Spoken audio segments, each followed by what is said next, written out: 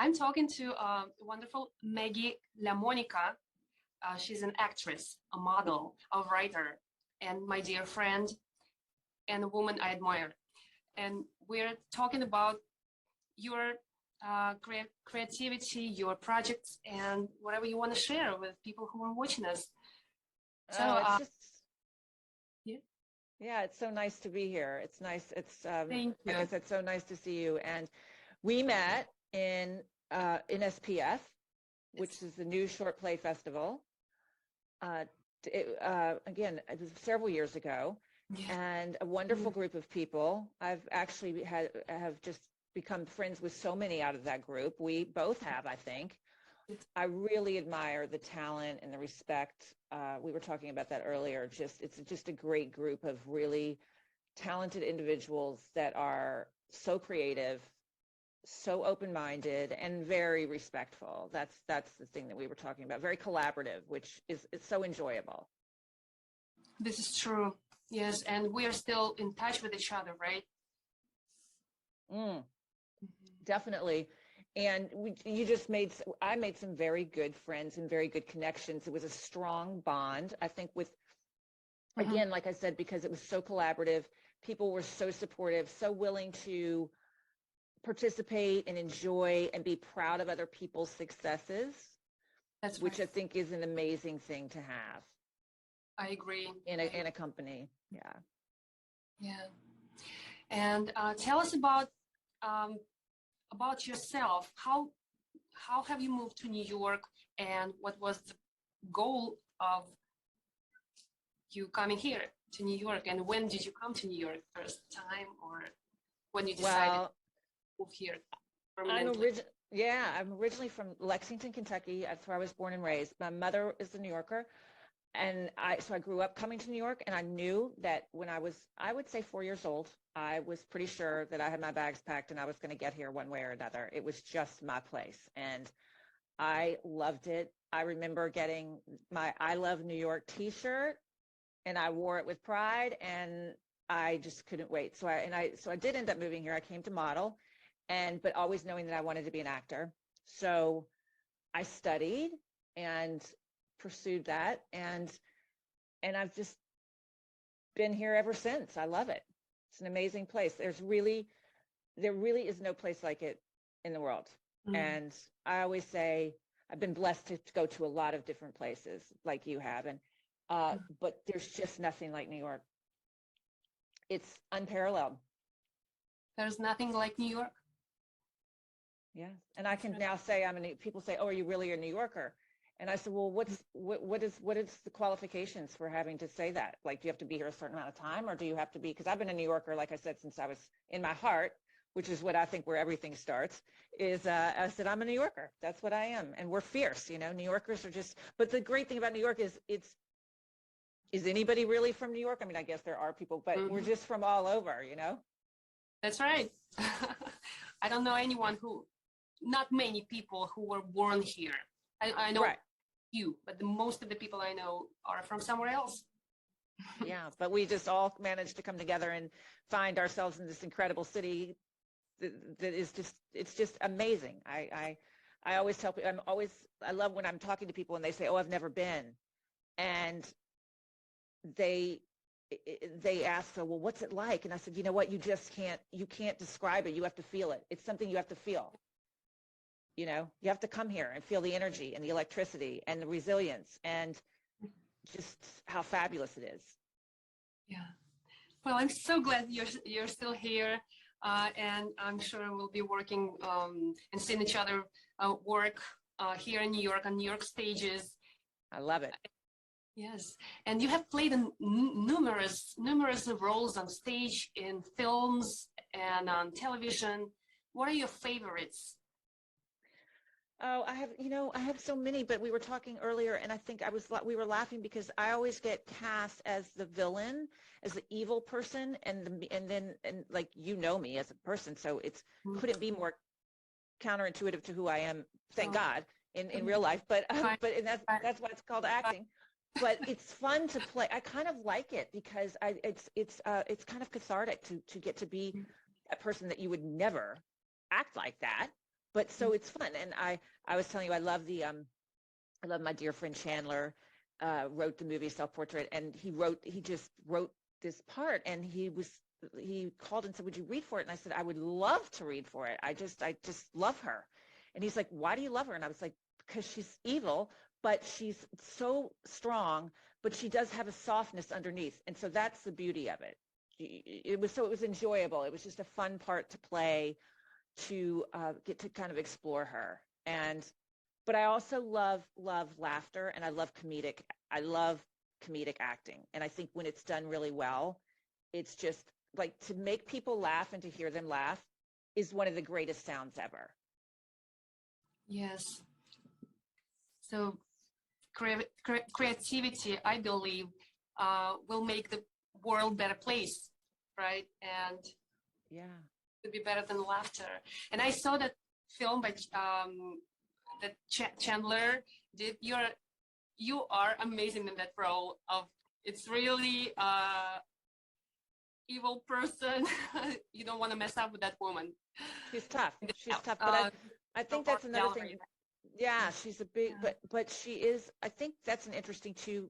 Now we're seeing so many roles for women that are really strong, because and this is something that I'm sure we've talked about, but in our world, I still think there's a concept where if a man is really strong or tough, that's considered very cool, and he's strong. If a woman stands up for herself or bucks the system or says no, then she's a bitch. So I still think we're overcoming that, and I think it's great, and we have to keep chipping away at it, because it doesn't, I mean, actually now this character is a bitch, but we can still, I think it's really important to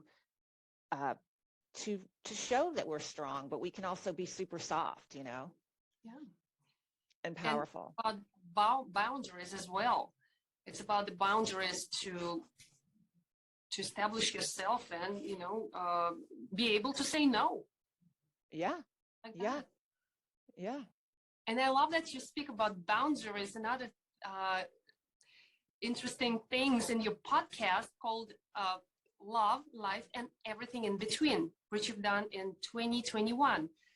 I love that. I listened this morning. I listened to a few episodes from that podcast, and I left my apartment with a smile on my face. So you made my day. There's you're so sweet. Subject you touch there. Could you tell us more about that podcast, and how did you come up with this idea? It's great. Oh, you're so sweet. And thank you. You know what, Elena, thank you for, that's so, first of all, it's super cool that you did that. Like that's like a real journalist. Like you did your research and listened to it, because no, a lot of people would be like, they would, they wouldn't even know. So I think that's so admirable. And you're just so, you're so precise and committed in everything that you do. And I love that. That's a real great quality. So among many that you have. So we started this, it was Lindsay Marie Brown, who was also in the company. We did a show together. And she is just a love, like the sweetest, one of the sweetest people on the planet. And she said, oh, I've been wanting to do a podcast. And I was like, that sounds great. And she goes, but I kind of like want a wingman. And I'm like, oh, I want a wingman too. Because as much as I think with acting, we were talking about this earlier, it can be a very selfish sport, but it doesn't have to be. And I think when it's the best is when we're collaborating and we're working with one another. And when you have a really great, when you're on stage or on screen with somebody and you know that they're listening and they're really your partner and they're going to be there for you, they're going to catch you, it's amazing. And I love that. Like, I love to collaborate with people. I'm all about, like, I've always been like that. Like, I'm like, oh, the more the merrier. I don't want anyone to feel excluded. I don't want anyone, I'm always the one like, oh, hey, come with. So we decided to do this, and it was super comforting, because during the pandemic, we kind of did not know what we were doing. But I said, let's just talk about it. And so Love, Life, and Everything in Between, which we cover everything. And it was just really great. I mean, we just love it and enjoy it. And there's kind of nothing that's off limits to talk about. Yep. Which I think is also great for us in our profession, because when you delve into that, it lets you explore whatever feelings you're having in a free, good space. It's not going to be judgmental.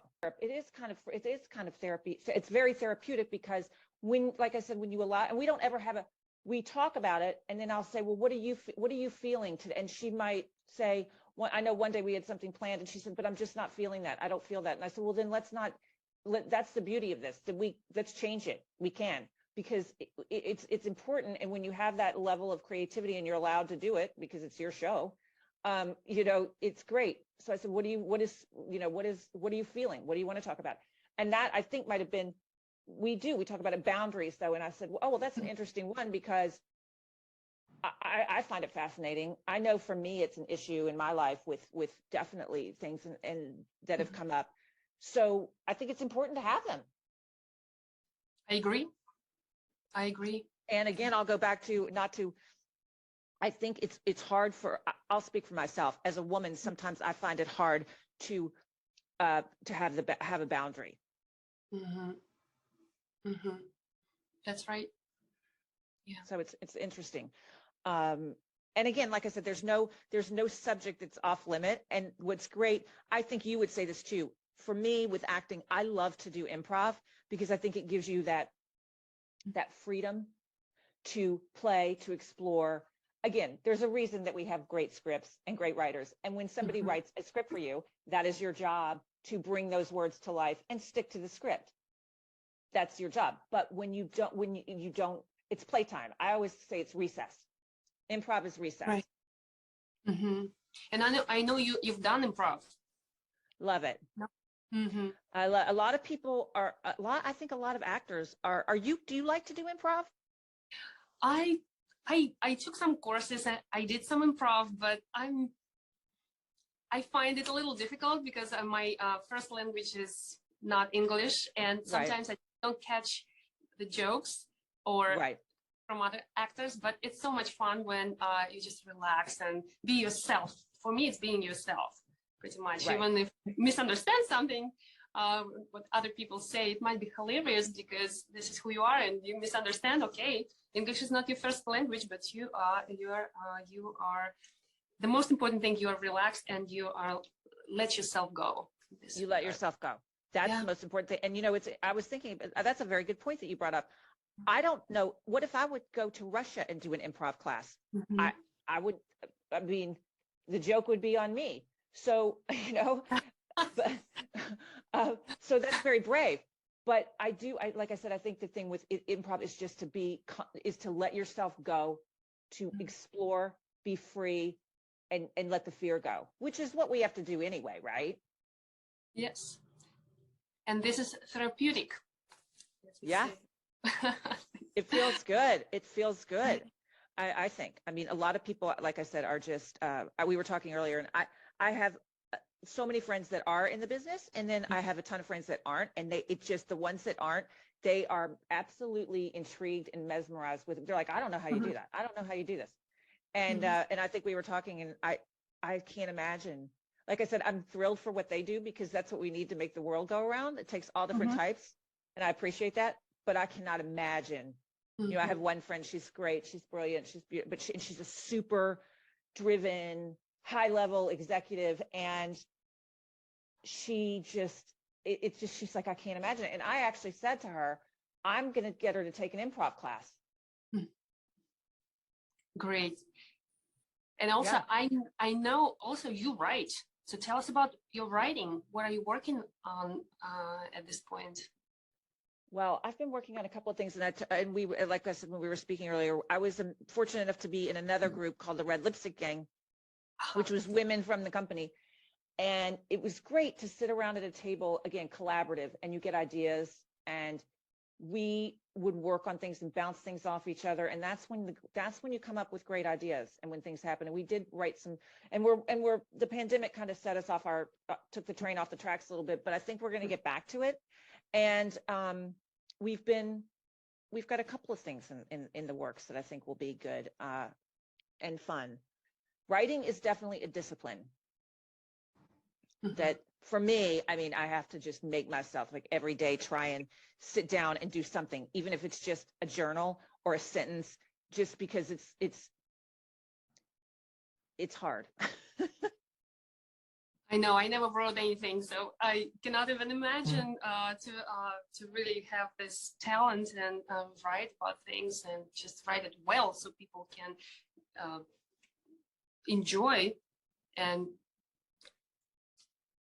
yeah, and that's why when you think about how many great writers that when we had in our play festival, there were some really great plays that which you did, and we had some good writers. And my husband, actually, who is not a writer, wrote a play for me. And it was so amazing and fun and very exciting. I couldn't believe it because he is kind of a business guy, a Wall Street guy. And I was so shocked. I was so surprised. It's like he gave me a pony. I want to see that play, of course, once it's on stage. Well, yeah. I'd love to see it in this role. It was a great role. It was very timely and it meant, and it was just fun. There were a lot of great things that came out of that. So wonderful. And who are your favorite playwrights you ever worked with? Oh my gosh. Well, Chandler's one of my favorite. The original Susan. I have to say one. Yeah, Susan Shane McDonald is an excellent writer. Chandler, excellent writer. Southern Hospitality. Chandler's an excellent writer, and just so gifted. And my husband, of course, is my favorite. But but I think that great writers are so mesmerizing because they change the way we see things. And one of the first plays I did when I came back to New York was a Sam Shepard play called Simpatico. And I loved, again, that was another, it's a really long play. It's one that he did that's not necessarily the best known, but it was just a fun part. The character was fun. She was interesting. She was complex. She was sad. And she was tough, and she was great, but there were so many layers to her. So I loved that character. I think I think with what we do, Elena, is, for me, you have to love the character, or you have to love the character in some way, or you have to. No, you have to identify with something in the character, and you have to care. If I don't, I'll speak for myself. If I don't care, I'm out. Like you've lost me. It's not going to work. Yeah. You have to care. Yes, I agree with this. As an actress, I can. Yeah. And you might not like them. And that's okay too. But you have to care. Right. That's intensely. Yeah. For me, that's what brings it to life. For me, watching and for me doing. And this is what you did in so many plays, including one of my favorite, the Southern Hospitality. Can you tell us more a little bit about that play? It was wonderful. That was so fun. That was a season that I think we each did. For people that are out there that don't know, you tend to do multiple plays. And so when I was so glad when I got that, because it was so fun, it was so light, and that's really healing. Like I said, people laughed. They thought it was funny. Oh, it was hilarious. It was so funny. And it was just so fun. It was just so fun to do because the character is, she's a bit of a ding-a-ling, but just sweet, funny, and lighthearted. And I love things like that because it's just that good comedy to me, laughter for me.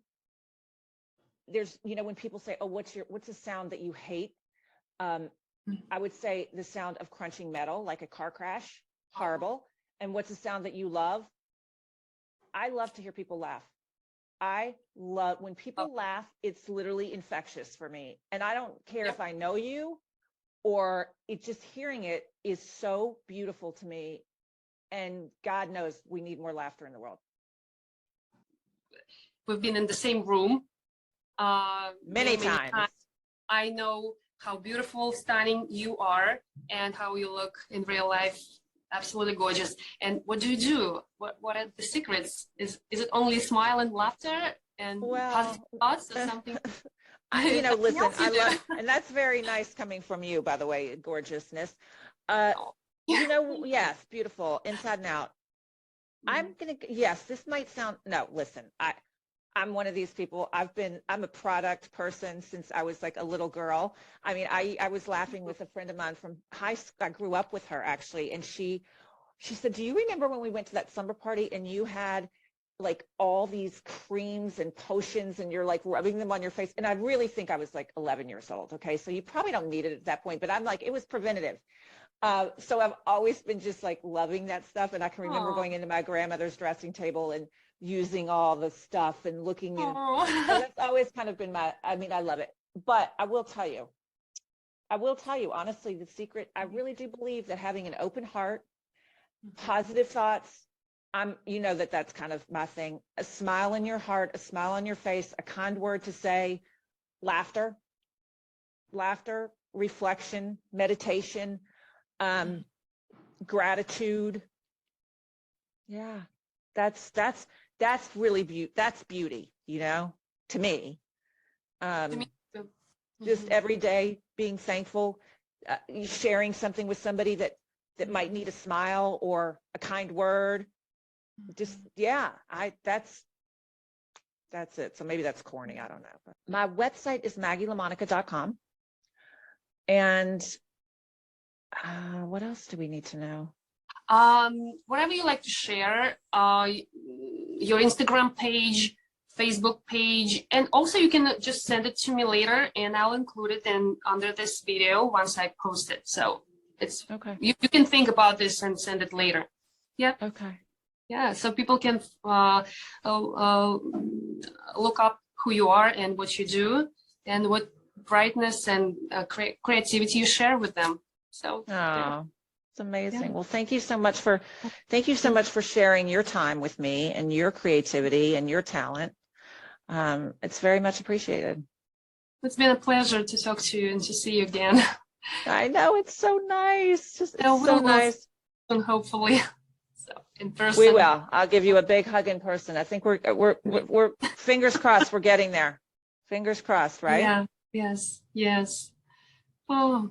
All right, my darling. Have a wonderful day. You too. Thank you. Bye.